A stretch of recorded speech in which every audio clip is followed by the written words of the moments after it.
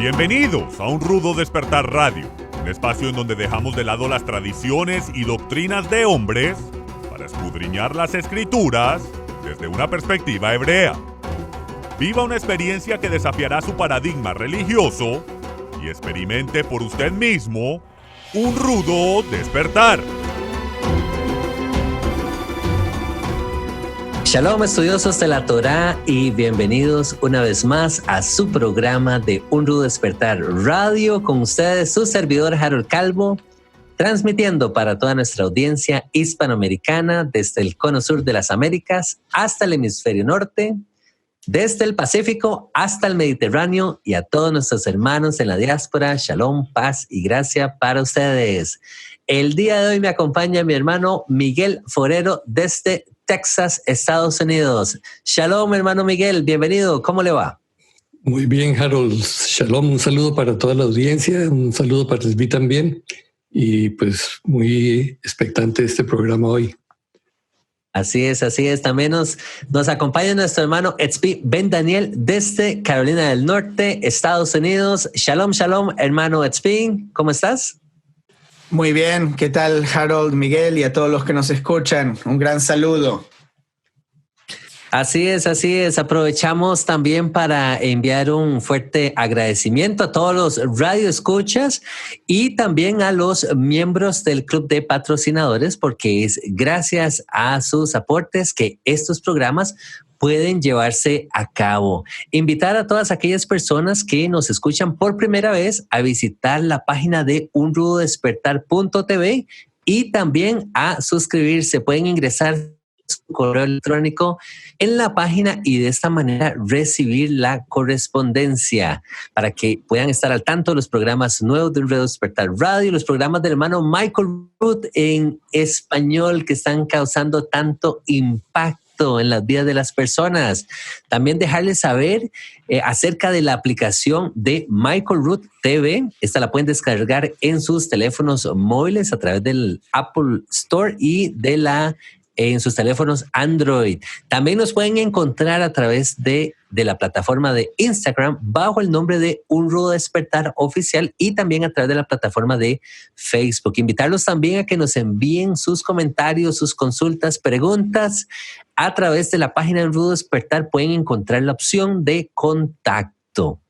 Hermanos, el día de hoy vamos a estar compartiendo un programa súper emocionante. Me encantan estos programas, hermanos. Le hemos puesto por título Versículos difíciles en el Nuevo Testamento. Y vamos a estar conversando acerca de ciertos pasajes que cuando los leemos encontramos ya sea alguna inconsistencia, encontramos ciertas palabras difíciles de entender, tal vez no hemos puesto atención al contexto en general del pasaje, tal vez son extrapolaciones en los textos. Vamos a estar hablando de todo esto en el transcurso del programa, así que, hermanos, les motivamos a que tomen nota, vayan, traigan su cuaderno y escriba todos estos detalles que vamos a estar compartiendo, porque les aseguro que va a estar muy, muy emocionante. Y bueno, tal vez uno de los pasajes que tenemos por acá. Harold, antes de entrar a pasajes específicos, a mí me gustaría simplemente establecer el escenario, ¿okay? Porque hay mucha gente que nos escucha que tal vez son más nuevos en la fe, y por eso, primero que nada, yo quiero alentar a todos aquellos que llevan más tiempo en la fe a tener paciencia con aquellos que llevan menos tiempo en la fe y en el conocimiento de las raíces hebreas, etcétera, etcétera. Y no se olvide de dónde vino uno, ¿ok? Porque yo creo el 99.9%, si no es el 100% de la gente que nos escucha, salió del cristianismo, ¿ok? En mi caso, yo vengo del judaísmo, pero gente que salió del cristianismo y usted sabe que estaba en esa misma ignorancia, ahora no puede perder la paciencia tan rápido con alguien que está en el lugar exacto en donde usted estaba hace un año o tal vez 2 meses y tal vez más tiempo. Tal vez ya usted lleva 4, 5, 7 años en esto. ok, todavía con más razón a tener paciencia con aquellos que todavía no tienen tanto conocimiento. Pero el punto principal que hay que tener, hay que estar alerta cuando miramos cualquier versículo, y esto es como quisiera establecer el escenario el día de hoy, es que si nosotros leemos algo en el Nuevo Testamento, ¿okay?, que está contradiciendo algo que dice en la Torá, algo que dice en el Antiguo Testamento, entonces nosotros no podemos creerlo ciegamente, ¿okay?, a costa de tener que no poner atención a algo que ya está comandado antes. E incluso las contradicciones aparecen entre Pablo y Yeshua. Tal vez Yeshua dijo algo, luego Pablo está diciendo otra cosa y la gente, tomando fuera de contexto, dice, esto es lo que dice aquí en una epístola. Entonces no importa qué dijo Yeshua antes, porque ese verso no se puede contradecir. No, no es así. Si usted encuentra una contradicción, esto es una señal de que nuestro entendimiento o incluso la misma traducción o versión puede tener algo erróneo. Entonces, uno tiene que mirar siempre, uno tiene que enfocarse desde la perspectiva de que tenemos los cimientos de la construcción, que es la Torá, ¿okay?, y los profetas. Y luego el Nuevo Testamento viene a dar testimonio de Yeshua, que él cumplió la Torá y enseñó a otros a hacer lo mismo. Por eso él es llamado el más grande en el reino de los cielos, porque él hizo justamente eso. Él guardó la Torá y enseñó a otros a hacer lo mismo. Entonces, si encontramos cualquier cosa que contradice algo de la Torá, uno ya tiene que tener cierta sospecha y tratar de estudiar más a fondo para poder armonizar el versículo con eso. Incluso si uno no lo entiende, está perfecto. Uno no lo tiene que entender, uno no tiene que tener todas las respuestas cuando comienza. Pero uno puede decir, ¿sabe qué? Esto aparenta decir que está contradiciendo la Torá o que está contradiciendo las palabras de Yeshua. Entonces, lo voy a dejar a un lado hasta que Dios me revele más sobre esto o hasta que conozca a un hermano que tenga más revelación sobre esto, o voy a estudiar más. Eso es todo. Entonces, todo lo que vamos a ver hoy tiene que ser en este contexto. Esa es la perspectiva. Así es, tal vez. Sí, hermano Miguel, adelante, por quiero favor. añadir algo a ese punto. Me parece súper importante lo que Zvi está compartiendo. El otro punto es que, mire, cuando nosotros tenemos que aprender a ir a la escritura con una mente crítica. Eso es algo que nunca nos enseñaron. La mayoría de nosotros fuimos adoctrinados. Significa que nos decían, mire, este versículo usted lo tiene que entender así.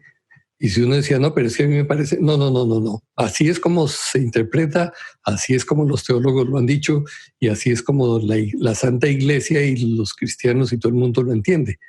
Entonces, olvídese eso. No, resulta que precisamente la promesa de Yeshua es que el Espíritu, el Ruach, nos habría de conducir a toda la verdad. Ese conducir a toda la verdad implica que nosotros usemos nuestra mente, porque acuérdense que en el Shema está establecido eso. Amarás a Jehová tu Dios con toda tu mente, con todo tu corazón, con todas tus fuerzas. Y ese amarlo con la mente significa utilizar nuestros procesos mentales, nuestra capacidad de raciocinio, de cuestionamiento, de investigación. Entonces, cuando nosotros vamos concretamente al Nuevo Testamento, que es lo que vamos a hacer hoy, pues vamos a mirarlo desde ese punto de vista, no haciéndole a usted dudar de la infalibilidad de los escritos, no. Es ayudarle a que usted mire con una mente crítica, evalúe, porque eso que dijo es muy importante. Los traductores normalmente hacen su aporte desde el punto de vista suyo, teológico, cultural, etcétera. Y por eso las diferentes versiones que tenemos usan diferentes palabras. Entonces, es muy importante comparar todo eso, mirar con atención y Muy buena la sugerencia de Zvi. Si usted hay algo que no lo entiende, déjelo a un lado por un tiempo, ore sobre eso, que seguramente el Padre le va a traer luz sobre eso cuando sea el momento. Y yo, Miguel, viniendo desde el judaísmo, yo la primera vez que agarré un Nuevo Testamento y yo vi las cartas de Pablo, yo las leía en una traducción simple y yo dije, no, lo siento, está bien, yo creo que Yeshua es el Mesías. Yo no veo nada de Yeshua que contradiga la Torá, pero este Pablo, yo no sé de dónde salió. Yo voy a poner esas cartas a un lado, yo no las necesito para guardar la Torá o para creer en Yeshua, ¿ok? Y ahora, antes de que me apedreen, yo no estoy diciendo, ahora tengo otra perspectiva, yo no estoy diciendo que tienen que tirar a Pablo a la basura, ¿ok? Yo lo valoro ahora y lo entiendo en el contexto adecuado. Pero si yo no lo entendiese en un contexto adecuado, esto hay que decirlo. Usted no está perdiendo nada en referencia a su fe, su observancia y su salvación si usted no lee a Pablo. ¿Okay? Que usted lea a Pablo es lo mismo si usted me dice desde una perspectiva judía, tienes que creer lo que dijo Rabbi Nachman, ¿okay? O Rabbi Shimon Bar Yochai, o Rabbi Akiva, ¿okay? Como un rabino, a pesar de que Pablo no era exactamente un rabino, él enseñaba, pero no sé si era un rabino ordenado tal como un rabino lo es, si estaba en ese estatus, a pesar de que él estudió de un rabino muy reconocido, que era Rabban Gamaliel. Uno no está perdiendo nada si uno no lee a Pablo. Pablo es simplemente una opinión educada de la fe en Yeshua, ¿okay? Y él tuvo su revelación con Yeshua, pero también tuvo muchos argumentos con los creyentes que fueron apóstoles de Yeshua, como con Pedro y con el concilio de Jerusalén, donde estaba el hermano de Yeshua dirigiendo. Ellos tenían distintas concepciones y está bien, pero no es que uno tiene que creer en todo lo que dice Pablo para obtener su salvación o para guardar la Torá de manera adecuada. Entonces, eso quería dejarlo claro. Y bueno, y creo que el escenario está preparado, Harold.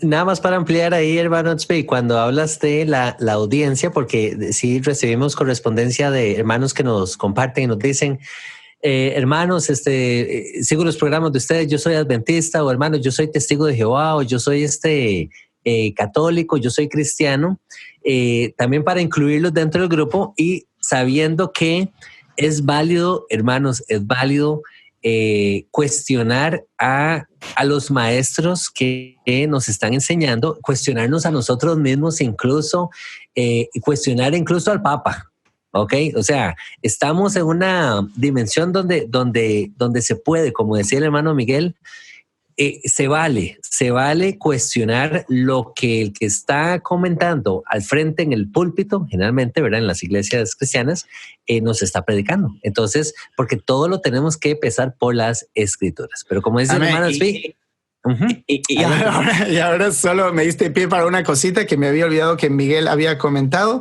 tal como el cristianismo, ¿okay? Estoy hablando después del catolicismo, el protestantismo sigue de la misma manera, cambiando ciertas cosas, pero el cristianismo hoy aprende de esos teólogos sin cuestionamientos, ¿okay? De la misma manera que en el judaísmo se aprende a leer los comentarios rabínicos sin cuestionamiento, o sea, a veces no con una mente crítica. En realidad, dentro del judaísmo es muchísimo más abierto porque se aprende a armonizar distintas visiones. No hay que decir esta visión es la correcta y todas las demás son incorrectas. A veces hay más de una manera de verlo. Y esto es algo muy enriquecedor. Pero la habilidad de cuestionar lo que se nos está diciendo es algo que sucede no solo en la religión, sino en todas las esferas de este mundo. Lo que me viene a la mente es, ahora que estuvimos con el tema del coronavirus, ¿ok? No cuestionar nunca lo que nos dicen los doctores porque el gobierno nos quiere cuidar, ¿claro?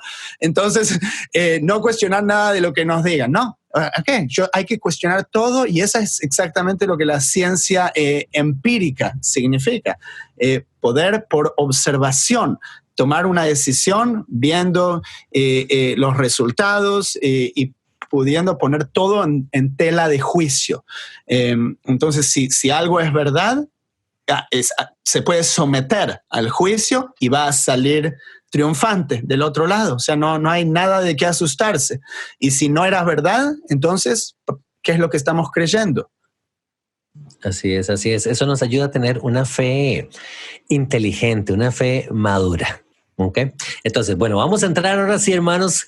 Está tan emocionante el programa que tuvimos que hacer ese preámbulo. Pero vea, el primer pasaje que tenemos aquí en la mano, tal vez no nos dé tiempo de ver, obviamente, todos los pasajes en la Escritura porque es bastante material, pero el primer pasaje que tenemos en la mano es Mateo 24:34, para que ustedes lo busquen en sus casas. Dice de la siguiente manera: de cierto os digo que no pasará esta generación hasta que todo esto acontezca. Si ustedes recuerdan, el contexto de Mateo 24 es bastante famoso porque se está refiriendo a los discípulos, se acercan a Yeshua y le preguntan: maestro, ¿cuáles son las señales que van a ver respecto a los tiempos finales, a la venida? Yeshua está hablando se está refiriendo también acerca de la destrucción del templo y todas estas cosas. Al final, después de que Yeshua les comparte todas estas asuntos que van a ocurrir en tiempos finales, que van a haber terremotos, que van a haber pestes, que se va a haber la destrucción del templo, que va a haber persecución, un montón de señales en el cielo y una serie de cosas. Él se refiere a los discípulos y les dice: de cierto os digo que no pasará esta generación hasta que todo esto acontezca. Ahora, esto lo está diciendo Yeshua hace 2000 años atrás, ¿sí?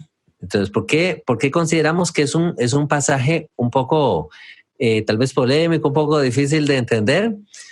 Porque cuando lo leemos directamente al español, al menos da la impresión de que Yeshua se está refiriendo, o la pregunta más bien viene a ser: ¿de cuál generación se está refiriendo Yeshua? ¿Se está refiriendo en ese momento? Bueno, sabemos que no puede ser de ese momento porque ya pasaron 2000 años. Entonces yo quisiera escuchar un poquito tal vez la opinión de ustedes, hermano Miguel, hermano Spin, y los hermanos que nos están escuchando, por supuesto, pueden hacer sus comentarios también en la página de YouTube, o si no, nos pueden mandar también un mensaje a través de la página de Un Rudo Despertar para que más tarde nosotros lo podamos revisar también. Entonces, Mateo 24:34. De cierto os digo que no pasará esta generación hasta que todo esto acontezca. Yo les doy mi opinión y luego les puedo pasar la palabra. Yo sí les soy muy honesto, para mí este es un pasaje bastante complicado, porque de primera instancia, como les mencionaba, pareciera ser que Yeshua les está hablando a estas personas que están delante de él, a su audiencia, a sus discípulos. Parece que se está refiriendo a esta generación, pero evidentemente no lo es porque pasaron 2000 años y hoy estamos conversando incluso de este pasaje. Entonces, aquí hay algo definitivamente que tal vez no estamos entendiendo. Puede ser un tema de traducción, como dijo el hermano Tzpi. Pudiera ser también que por contexto se está refiriendo a que la generación que le toque vivir todas estas señales del fin, esa generación no va a pasar hasta que todo eso pues suceda, ¿sí? O sea, entonces, que todo debería pasar en el lapso de una generación. Exactamente, en una misma generación, como que toda esa misma generación, que sea la que sea, ya sea la de nosotros o de aquí a 100 años o cuando sea que eso suceda, esa generación va a ver toda esa lista de acontecimientos citados en Mateo 24. Al menos ese es como al entendimiento que yo le he llegado hasta el día de hoy. Me gustaría escuchar sus opiniones, hermanos. Yo tengo una postura, pero lo dejo a Miguel primero. Sí, no, yo estoy de acuerdo porque tal pareciera que los eventos que comienza a describir Yeshua pertenecientes al fin de la era van a suceder en una sucesión rápida y en un tiempo corto. Entonces, obvia, que aquí cabría la pregunta, ¿y cuánto es lo que dura una generación? Porque sobre eso también hay muchas respuestas. Unos dicen 40 años, otros dicen 70, en fin. La idea es que en un periodo breve todos esos sucesos van a suceder, van a llevarse a cabo. Entonces, es lo que entenderíamos todos allí, ¿no? No sé si Zvi tiene otra percepción. Bueno, lo que es problemático es qué señal habrá de tu venida, que se le está diciendo a Yeshua que él tiene que regresar, porque el otro punto es cuándo serán estas cosas, todas las cosas que Yeshua está describiendo. ¿Ok? Entonces yo digo, deja por ahora a un lado qué señal habrá de tu venida y solo enfocándonos en cuándo sucederán todas estas cosas. Y Yeshua dice, esta generación no pasará. ¿Ok? Yo creo que incluso se puede entender de manera literal, en este caso, de que esa generación no pasará, la generación que lo estaba escuchando a él. Si tomamos en cuenta el gran evento que fue la destrucción del templo, ¿ok? Porque antitos de eso, él dice que no quedará piedra sobre piedra, ¿ok? Del templo mismo. Entonces, esto ya nos estamos metiendo en un terreno teológico que no necesariamente muchos van a estar de acuerdo conmigo, no necesariamente yo digo 100% es eso, porque a veces sabemos también que las profecías son cíclicas, ¿cierto? Entonces puede haber también más de un cumplimiento, como ya vimos que eso puede existir. Pero yo digo, la gente puede considerar también eso, y esto yo lo empecé a considerar solo desde que mi amigo Adam, te conté, Harold, de este libro. Eso es toda una teología que es el preterismo, que es lo opuesto del futurismo. ¿Okay? Creer que muchas cosas fueron cumplidas ya en el pasado. Entonces, el juicio que significó la destrucción del templo para el pueblo judío, para la audiencia que Yeshua le estaba hablando en ese momento, es totalmente relevante y es algo que no se toma mucho en cuenta dentro del cristianismo. Pero esto significó un gran juicio y en otros casos un juicio tiene que ver con la venida de Dios de manera figurativa, ¿okay? Como en otros lados en Isaías dice que yo vengo y juzgaré a Egipto y qué sé yo. Entonces, de manera figurativa es como que se está viniendo, ¿ok?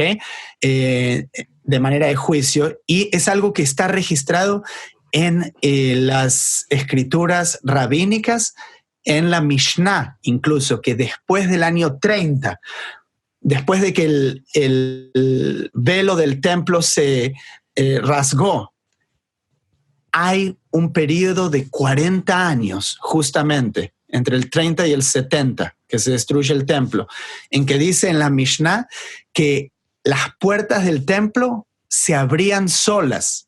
¿Te acuerdas? Lo comentamos en algún momento, Harold. Las puertas del templo que se necesitaban varios hombres para abrir, se estaban abriendo y cerrando solas, y la luz, las lámparas de la menorá se apagaban después de ese año 30.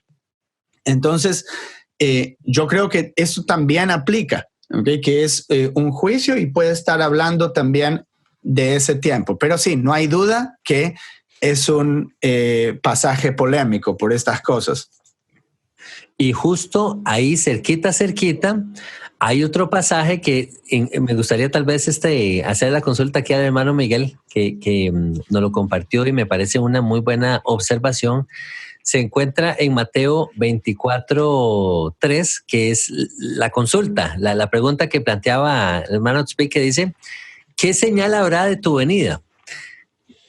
Pero al parecer, si nos vamos al contexto de Lucas 21:7, pareciera ser que todavía a este punto de la narrativa, los discípulos desconocen cualquier cosa relacionada con una segunda venida de Yeshua, lo cual nos hace preguntarnos cómo es que los discípulos le preguntan a Yeshua en Mateo 24:3, ¿qué señal habrá de tu venida si ellos todavía no saben que Yeshua se va a ir?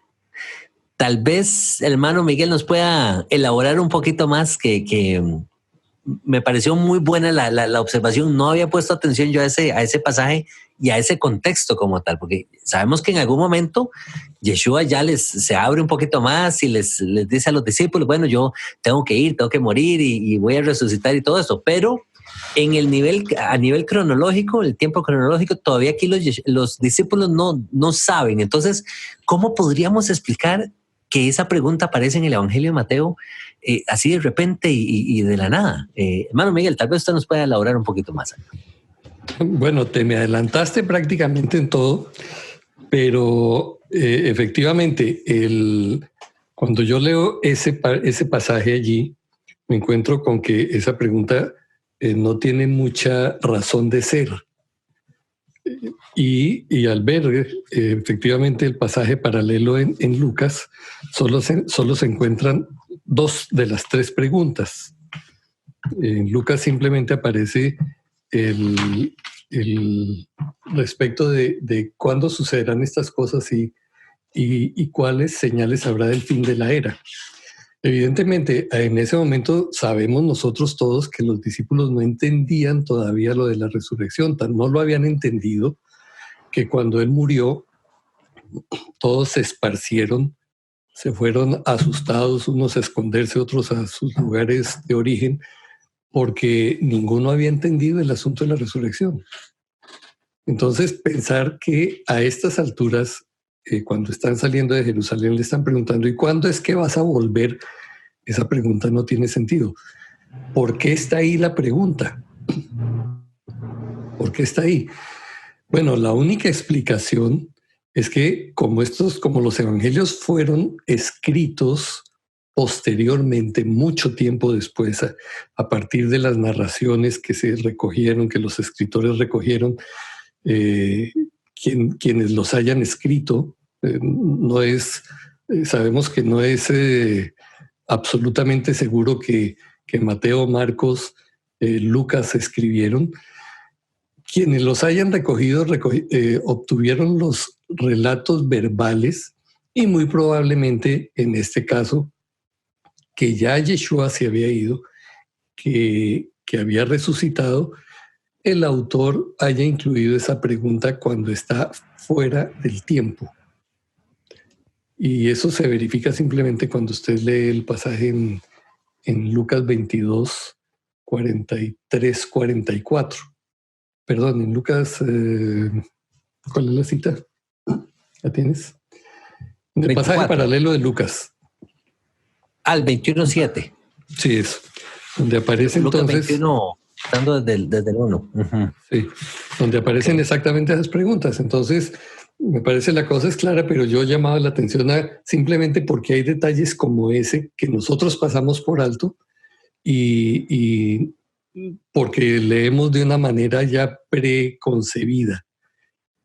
Y esos son asuntos que vale la pena atender para aprender un poco más de todo el contexto de las cosas. Muy, muy interesante, hermano Miguel. No le había puesto atención a esas líneas, a esa pregunta específica. Como dice usted, uno lee en el contexto y ya uno asume que los discípulos saben y por ende les está haciendo la consulta de qué señal habrá de tu venida, pero a este punto, al menos en Mateo, ellos todavía no desconocen esa parte de la historia. Así que muy interesante ese aporte. Seguimos con otro pasaje muy interesante que es Mateo 10, 34, 36. Hermanos, para que tomen nota, dice de la siguiente manera: no penséis que he venido para traer paz a la tierra, no he venido para traer paz sino espada, porque he venido para poner en disensión al hombre contra su padre, a la hija contra su madre y a la nuera contra su suegra, y los enemigos del hombre serán los de su casa. Entonces aquí tal vez la interrogativa viene a ser, ¿no se supone que Dios es amor? Pues mucha gente, ¿verdad? Tal vez envía esta consulta. ¿Cómo es posible que Yeshua trajera entonces división? Entonces tal vez me gustaría, mi perspectiva viene más por el tema de que el mensaje de Yeshua viene a traer un impacto sobre la audiencia, viene a ser una llamada de atención sobre el pueblo de Israel, un llamado de arrepentimiento, de Teshuvá, de volver a las sendas antiguas, y por ende está trayendo tal vez esta división. Pero sí me gustaría escucharlos a ustedes también, ver qué opinan, qué piensan con respecto a esta división que Yeshua dice, menciona traer, a diferencia del concepto de que Dios es amor, de que Dios más bien lo que trae es la unidad, que, o sea, aquí pareciera ser que Yeshua era hippie. Dios es amor y Yeshua era hippie, y que le golpeen la otra mejilla. Yo creo que Dios es amor 100%. Lo que está tergiversado es el concepto de amor en nuestra sociedad moderna. ¿Okay? Lo que es amor es algo muy relativo. El día de hoy tiene que ver casi 100% con las emociones, con cómo uno se siente. Entonces, luego uno así deja de amar, porque ese era el amor, que lo sintió en un momento. El amor de Dios, desde la perspectiva judía, tiene dos pilares. Uno es el de la misericordia, Gesed, y el otro es el de Gvurá, el de ser estricto, ¿ok? O cuando se disciplina, por ejemplo. ¿Cómo un padre va a disciplinar a un hijo? ¿Cómo, si desde la perspectiva del hijo eso no es amor? Porque no lo deja jugar con su juguete. Entonces, ¿cómo se puede conciliar eso? El padre sabe lo que el hijo necesita. Entonces, yo no veo un conflicto aquí, es solo un conflicto con lo que nosotros esperamos que el amor sea. Qué buen ejemplo ese, hermano Tzvi. Hermano Miguel. Sí, a mí me parece que todo lo que plantea Yeshua siempre va a llevarnos a un punto de cuestionar nuestras tradiciones, nuestras herencias, ya sean culturales, ya sean familiares, a la luz de la verdad que Él revela.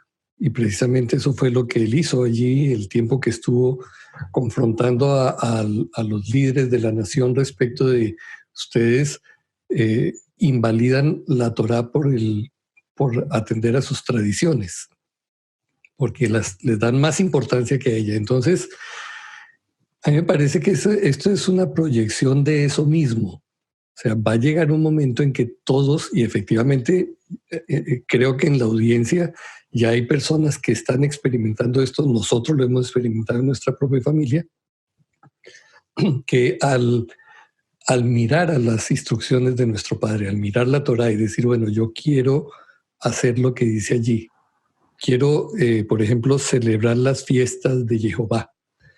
Eso va en contraposición con la tradición de la familia, con la tradición cultural. Y se genera división.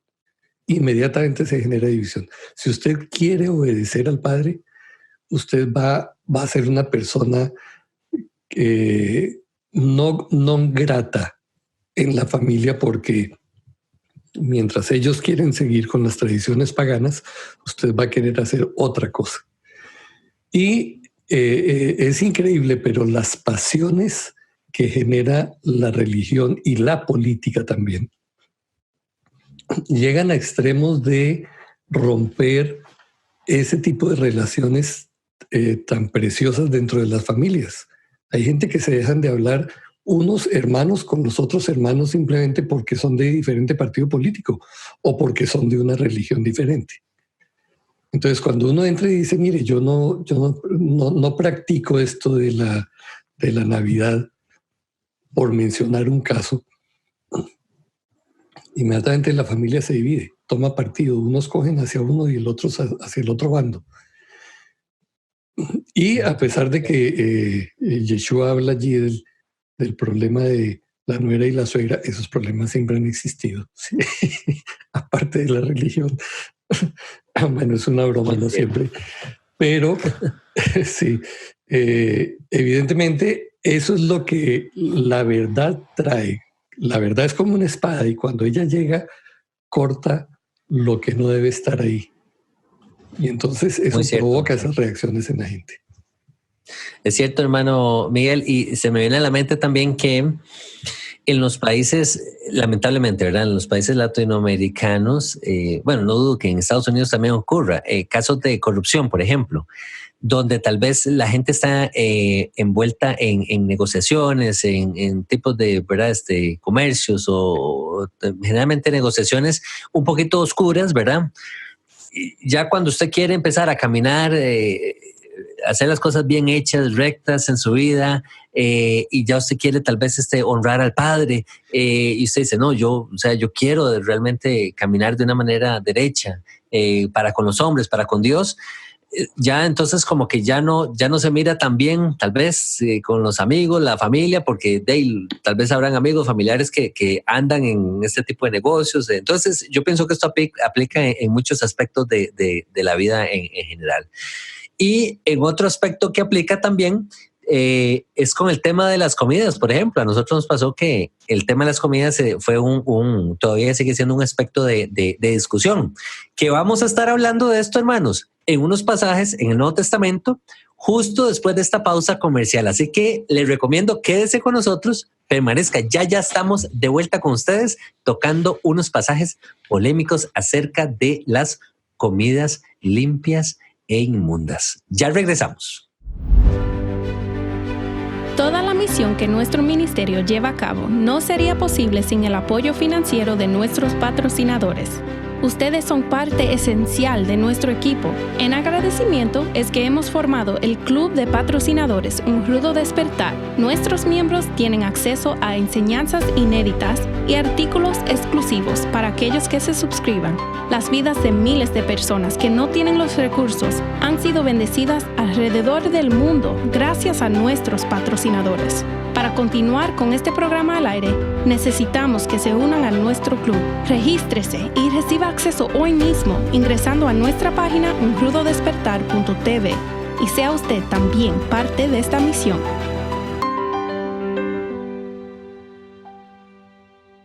Muchas gracias por permanecer en su programa de Un Rudo Despertar Radio. El día de hoy estamos tratando versículos difíciles en el Nuevo Testamento. Y les comentaba justo antes de la pausa que vamos a estar comentando unos pasajes que tienen que ver con respecto a las comidas. ¿Y qué hay con las comidas? Bueno, solo para citarle unos cuantos pasajes, porque en el Nuevo Testamento hay varias instancias donde esto surge y es un tema de discusión. Les cito las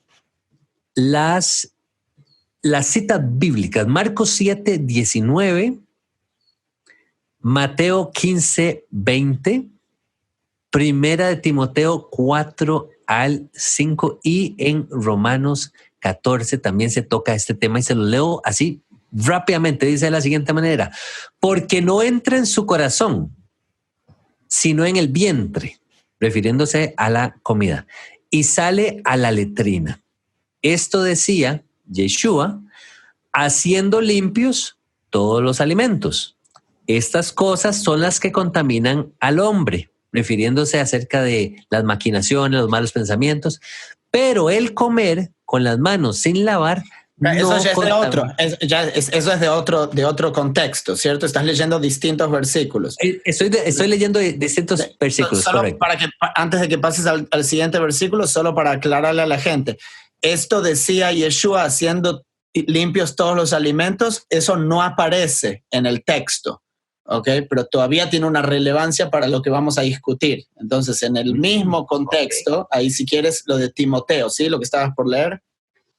Sí, correcto, dice, porque todo lo que Dios creó es bueno y nada es de desecharse si se toma con acción de gracias, porque por la palabra de Dios y por la oración es santificado. Y aquí el tema es el siguiente.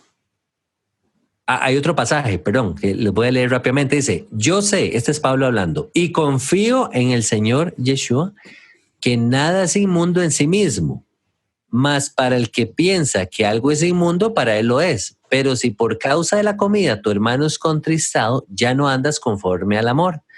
No hagas que por la comida tuya se pierda aquel por quien Yeshua murió.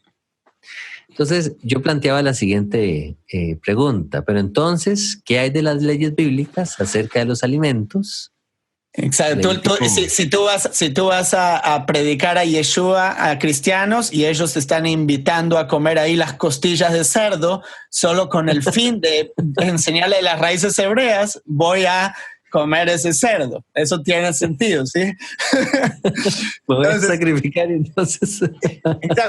Volvemos al comienzo. Yo creo que tomar en contexto, si tienes los cimientos de la Torá, si tú sabes que Yeshua no puede estar enseñando en contra de la Torá, ¿ok? Porque si no, él sería un hipócrita. No solo que no sería el Mesías, ¿ok? Si él no cuidase la Torá, sino que sería hipócrita. Porque él dijo en Mateo 5 que cualquiera que haga y enseñe a otros a hacer, hasta el más pequeño de los mandamientos, será llamado grande en el reino de los cielos. Y dijo que incluso ni una yud, ni una letra va a pasar de la Torá hasta que el cielo y la tierra pasen. Entonces, ¿por qué va a enseñar ahora que puedes comer lo que quieras? ¿No? Esto no tiene sentido. Entonces, estas son las cosas que uno no puede decir, por los placeres de la carne, porque me gusta comer esas costillas de cerdo o el sándwich de jamón y queso o lo que sea, camarones, voy a agarrarme de eso, voy a poner mi fe en ese versículo que Yeshua dijo que nada es inmundo en sí mismo, completamente desechando lo que dijo Yeshua antes y el contexto de que él tiene que estar cumpliendo la Torá.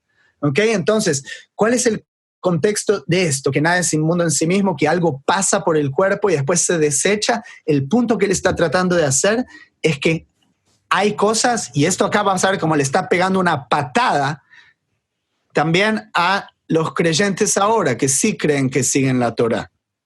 ¿Okay? Porque el punto es que si uno come por error, ¿okay? Comí por error ahora en mi sándwich que me dijeron que era de pavo, era de jamón, o le pusieron, acá le ponen cerdo a todo acá en Estados Unidos. Una vez me pasó que fui a, pequeña anécdota, a un lado, paramos al lado de la carretera en una estación de servicio y les compré algo a los niños, ¿ok? Y yo soy muy, pero muy cuidadoso desde su nacimiento, que no le puedo dar a los chicos, pero nada que no sea kosher, ni una vacuna, perdón, no para entrar en discusión de eso, pero nada, ningún ingrediente que no viene del creador en el cuerpo, nada que no esté permitido, incluso de las cosas que están permitidas, prácticamente no le doy golosinas o alimentos procesados con mucho azúcar y cosas así, o gaseosas, o sea, los cuido mucho. Y paramos en la estación de servicio y le compro un sándwich a cada uno que lo hacen ahí. Y se pide como por una computadora. Y uno de los niños le puso que le pongan, sin que yo vea, que le pongan chili se llama. Aquí en Estados Unidos es como carne de bife, generalmente de vaca. Carne molida, carne molida. Sí, carne molida. Y le ponen a eso en el sándwich. Entonces, que lo hacen de bife. Pero yo no me había dado cuenta que él lo había hecho, y cuando él hace un comentario de eso, estábamos todos sentados y digo, ¿qué le pusiste a ese sándwich?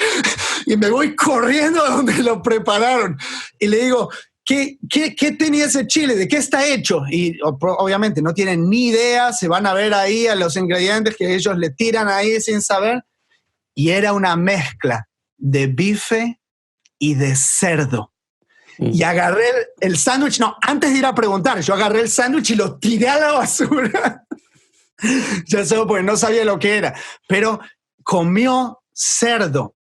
¿Entiendes? Comió cerdo. O sea, yo estaba desesperado, pero de una manera, no me gusta, no me gusta eso, y ya les enseñé nunca más a pedir carne de un lugar porque no sabemos de dónde viene. Es muy importante que sepamos de dónde viene la procedencia de cada cosa que comemos.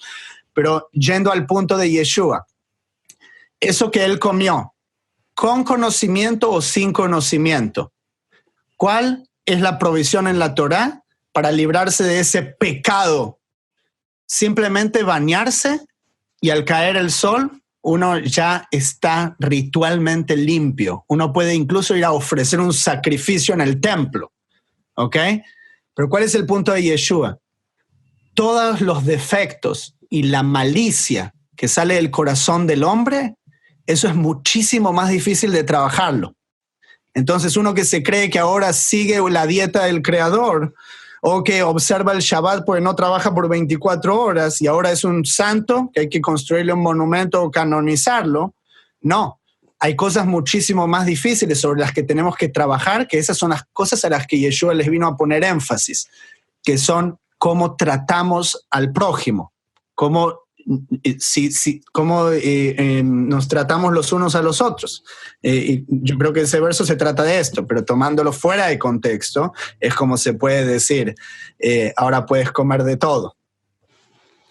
Me gustaría añadir un asunto ahí, porque evidentemente esa conclusión de Yeshua es la explicación que les da a los discípulos después de la discusión de que ellos habían cruzado por un campo y habían tomado semillas y las habían triturado con la mano, las habían soplado, se las habían comido. Y entonces la pregunta de los fariseos es: ¿por qué comen con las manos inmundas? Con las manos sucias. La primera vez que yo leí esa porción, mucho antes de estar en este camino, yo pensaba que probablemente los discípulos iban con las manos literalmente sucias. O sea, untadas de tierra o qué sé yo, con mugre en las manos, y ellos están diciendo: oiga, ¿por qué sus discípulos comen sin bañarse las manos? Lo cual me parece una norma de higiene razonable, pero no es el punto. Ellos están hablando de por qué comen sin hacer un lavado ritual de manos.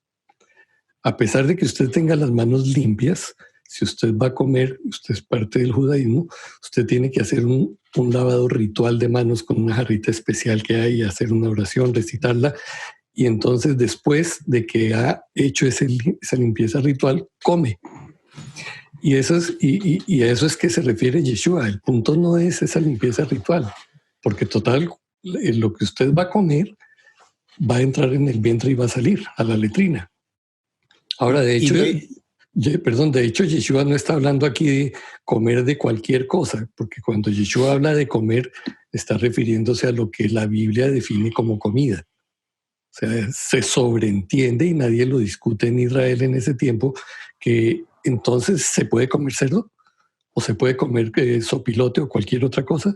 No, comida normal. La acusación era porque ellos estaban comiendo algo que era lícito, pero que no habían cumplido con un ritual de lavado de manos. Y ese no es el problema. Evidentemente, ese ritual había sido algo añadido, no está en la Torá.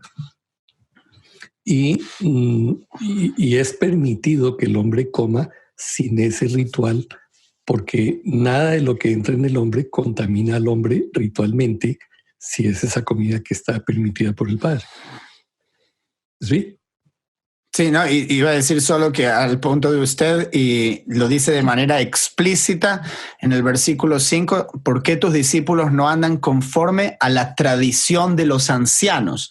Okay, cualquiera que entienda el contexto judío sabe que está hablando de los jajamem, de Hazal, están honrando lo que enseñaron que se debe hacer. Entonces, Yeshua no tiene nada en contra de lavarse las manos, pero que no digan que no estamos siguiendo el mandamiento, que la comida es inmunda ahora porque no me lavé las manos conforme a ese ritual. Entonces les está tratando de probar ese punto. Correcto. Y tal vez nada más para cerrar el punto de la comida, este pasaje de Pablo donde él dice que nada es inmundo en sí mismo, En el contexto, si no me equivoco, él viene hablando de las personas que están comiendo carne y otra gente no come carne, tal vez solo vegetales. Él hace como esa distinción, ¿verdad? De que si usted es una persona que no tiene problema de comer carne, pero está compartiendo con otras personas que tal vez son vegetarianos, que para qué se va a exponer usted y entonces provocarlos a ellos a tal vez a hacerlos sentir mal o verdad, si eso va a ser un conflicto ahí en la mesa en medio de verdad del compartir de los hermanos, que se abstenga de comer la carne y temporalmente. Pero yo sí rescato aquí que también Pablo, yo estaría en desacuerdo que Pablo esté aprobando algo que la Torá desaprueba con respecto a los alimentos. Yo sí me inclino a creer que Pablo en ningún momento está llamando a la gente a decir, bueno, coma cualquier tipo de animal, porque entonces nada es inmundo en sí mismo. Yo creo que sí hay que tomar bien el contexto, como muy bien lo explicaba hermano Miguel, para no caer en esas inconsistencias con la Torá. Hermano Miguel, por favor. Sí, yo creo que es que los no judíos, digamos en el mundo gentil, por decirlo de una manera normal, la gente piensa que los judíos viven anhelando poder comer lo que les ha prohibido la Torá. Entonces, que ellos ven, por ejemplo, una paella llena de todos estos gusanos del mar, todos estos mariscos, y literalmente se les escurren las babas, pero es que la ley se lo prohíbe. O que ellos se volverían locos por comerse un chicharrón, pero es que la ley se lo prohíbe. Y mire, eso es falso. Eso es falso. Pensar que nuestros hermanos de Judá andan anhelando comer eso es como pensar que usted y yo anhelemos comernos una rata. ¿Sí? A mí no se me escurren las babas por comerme una rata, por favor. Y mucho menos a ellos tampoco, porque ellos saben que esa comida no es limpia, no es alimento, no fue diseñada para ser alimento. Precisamente el pasaje de 1 Timoteo 4:5 que leyó nuestro hermano Harold, dice así: porque todo lo creado por Dios es bueno y no rechazable en absoluto cuando se toma con acción de gracias. Y todo el mundo en el cristianismo leemos ese versículo y ahí paramos. Y se da cuenta, mire, entonces incluso la gente ora bendiciendo la comida, cosa que eso no lo enseña la escritura. Entonces yo bendigo este plato de frijoles con chicharrón y el Padre mátele todo lo que hay ahí y yo me lo como. Yo he oído esas oraciones en los pastores, ¿sí? Que el Padre le limpie todo y yo me como eso. Pero resulta que el verso 5, que es parte del 4, nunca se lee. Dice, pues es santificado por medio de la palabra de Dios y la oración. En otras palabras, cuando habla de ser santificado, santificar es apartar. El alimento ha sido definido, ha sido apartado por Dios a través de la Torá, y por medio de la oración damos gracias por ese alimento. Yo desde entonces me costó trabajo sacarme de la mente todo ese proceso de orar bendiciendo los alimentos para aprender a dar gracias por los alimentos, que esa es otra cosa. Uh-huh. Sin embargo, fue un proceso, pero logré hacerlo ya. Y entender que el parámetro de lo que fue diseñado por el Creador para hacer alimento está claramente establecido en Levítico 11.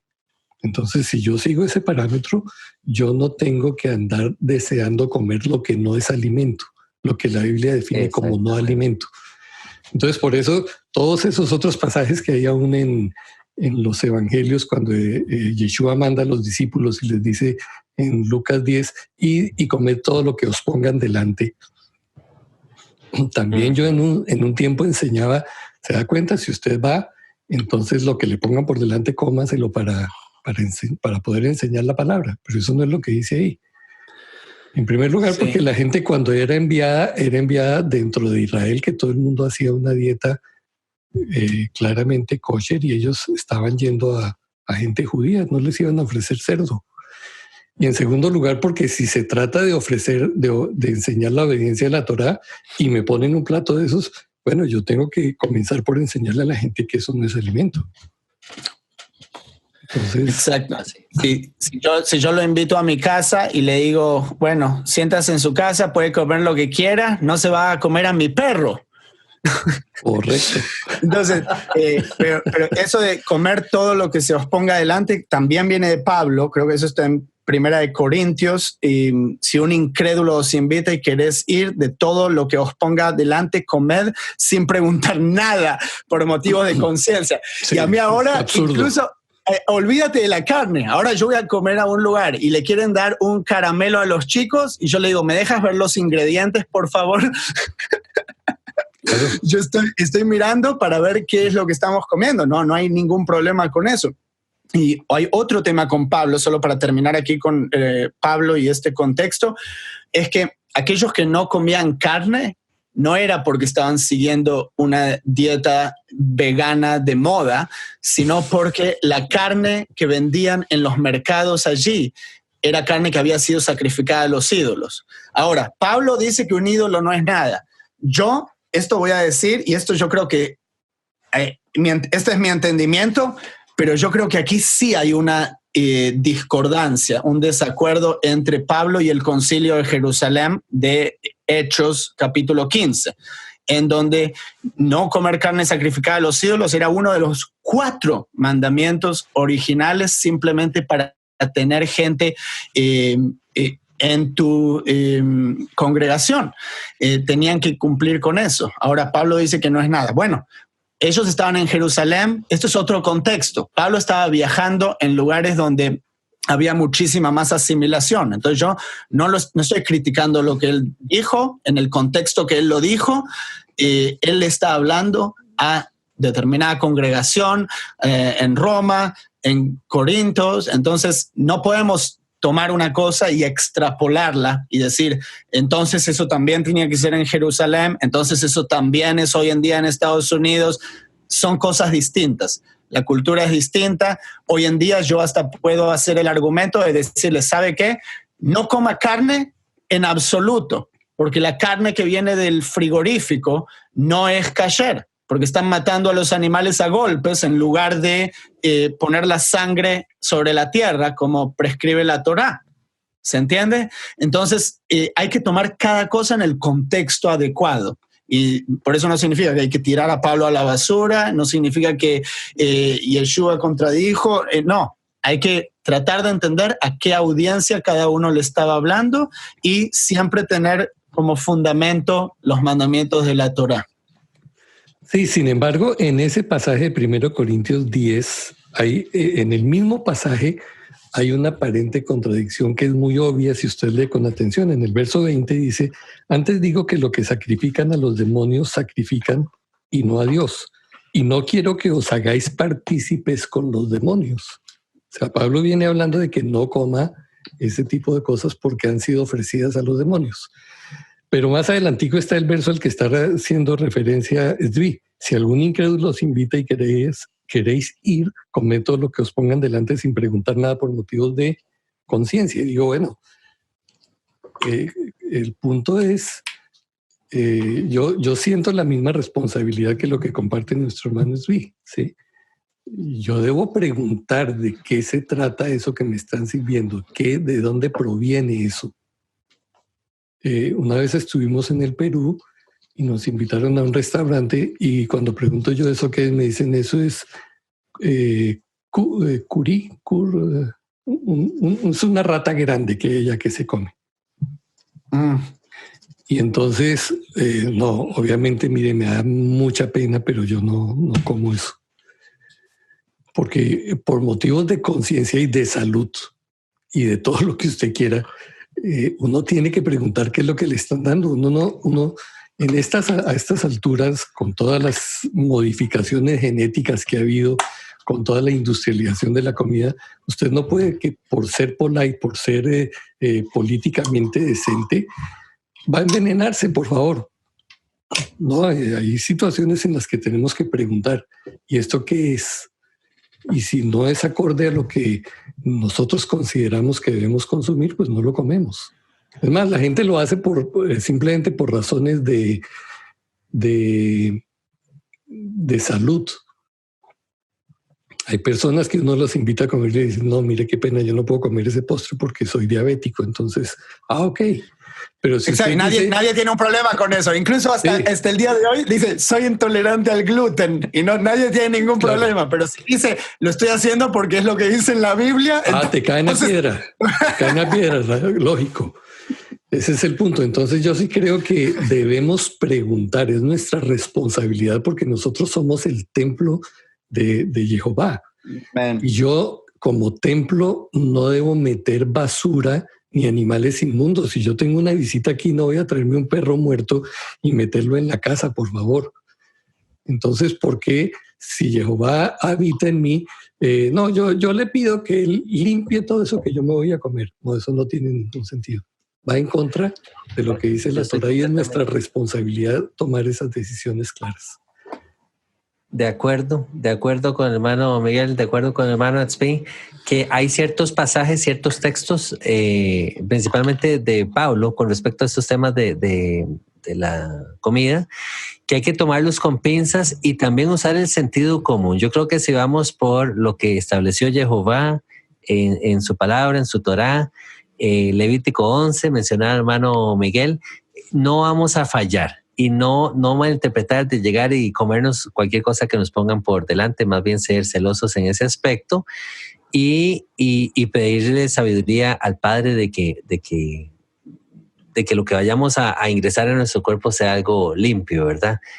Por un tema de prevención, no enfermarnos, etcétera. Más que está tan de moda este asunto de allá culturas orientales comiendo animales que verán impuros, murciélagos, etcétera. Entonces, también, hermano, sentido común y siempre que usted se apegue a lo que estableció el Padre en su palabra, no vamos a sufrir enfermedades, vamos a mantenernos sanos, vamos a mantenernos limpios. Creo que el animal que usted mencionaba, hermano Miguel, es el cuilo, si no me equivoco, que es como un tipo de rata, ratón. Sí, se llama cuy allá en el Perú, el cuy.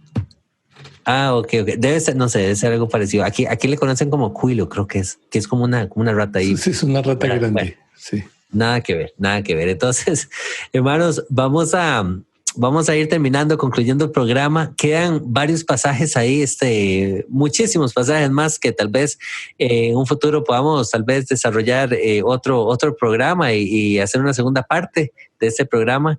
Esperamos haya sido de bastante bendición, como lo fue para mi persona. Siempre aprendo muchísimo, hermano Miguel, de todos sus aportes y de igual manera, hermano Atzvi. Hermano Miguel, pues esperamos poder contar con su presencia para futuros programas y que usted nos pueda compartir esta sabiduría que el Padre le ha dado y este entendimiento de las Escrituras. Con mucho gusto, Harold, y pues siempre estamos creciendo e investigando mucho más porque la palabra no tiene fondo, entonces habrá cosas que debemos revisar y ajustar a lo largo de toda la vida y lo importante es tener la actitud de hacerlo, ¿no? Amén, así es, poder ir siendo formados por Él y por su palabra. De la misma manera, el hermano Atzvi, muchísimas gracias por este tiempo que nos ofreces de una manera tan desinteresada, con tanto cariño y con tanto amor. Vienes y le compartes a la audiencia Rudo Despertar Radio toda esta sabiduría que también el Padre te ha brindado y esa luz que traes para con todos nosotros, hermano Atzvi. Muchas gracias, Harold. Igualmente, un abrazo grande para ustedes y para todos los que nos escucharon hoy. Así es, hermano. Muchísimas gracias por su tiempo, por seguirnos.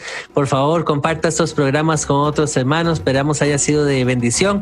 Los dejamos con las palabras de Yeshua. En esto conocerán que son mis discípulos, que se aman los unos a los otros. Nos vemos en la próxima. Shalom, shalom.